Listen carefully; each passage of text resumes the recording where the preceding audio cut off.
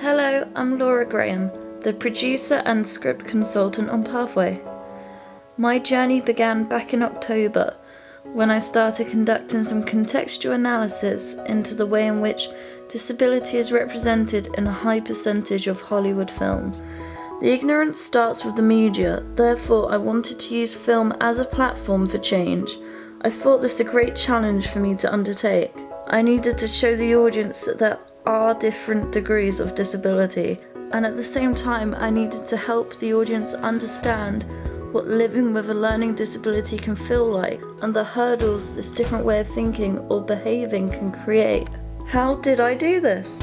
I undertook a level 2 course in understanding autism so that when producing the film I could make sure I produced a film that met my outcome. I wanted to make the film reach out to a target audience of those that are on the autistic spectrum. So I also met with 3 autistic individuals regularly to find out what they relate to and what they find offensive. These were my script consultants. I then cross-referenced this feedback with my own professional knowledge and the experience of a special support worker. She gave me a very broad view as she has worked with at least 60 autistic students who are a similar age to the character a writer has created. What impact did the research have? My location research was closely linked to the character. She's building her own world, which is what I've done with my script. It's making a world that you can put yourself in. You can take yourself away from the pains, the struggles that you have to deal with. You've done that really well. You've made it seem like the character is very much trying to escape all of her problems, and the fact that Skylar then gives the main character the book shows that she sees this world as both her world and a different world at the same time. So you've really brought that out really clearly. Something that was quite prominent in my research was that there needed to be a safe place for our character to flee to.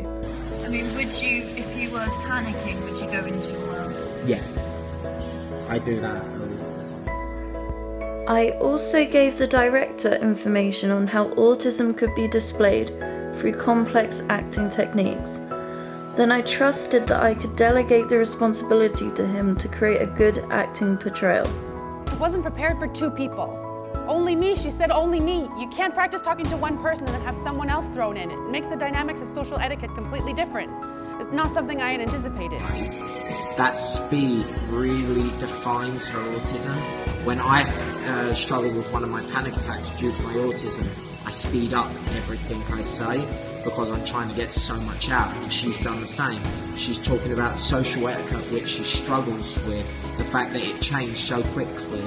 People with autism don't deal with a change very easily. It takes months upon months to deal with change. She's been expected to deal with it within a couple of minutes, maybe even less. So the fact that you've delivered that really shows that you've done the research. I arranged for a viewing with our target audience. Our target audience was autistic adults. Some people hadn't seen the script, and I ensured they had no knowledge of what the film was about because I wanted a natural reaction. The feedback was positive, which means I successfully hit our target audience. Through watching it, I would feel like less of an outsider through watching that kind of portrayal on autism. And the character herself is very relatable, not only to a person with autism or Asperger's or any kind of specific learning difficulty, but in terms of what she actually goes through herself, in terms of getting where she wants to be in life and wanting to belong, I do feel that's a relatable story to anyone else that's not on the spectrum as well.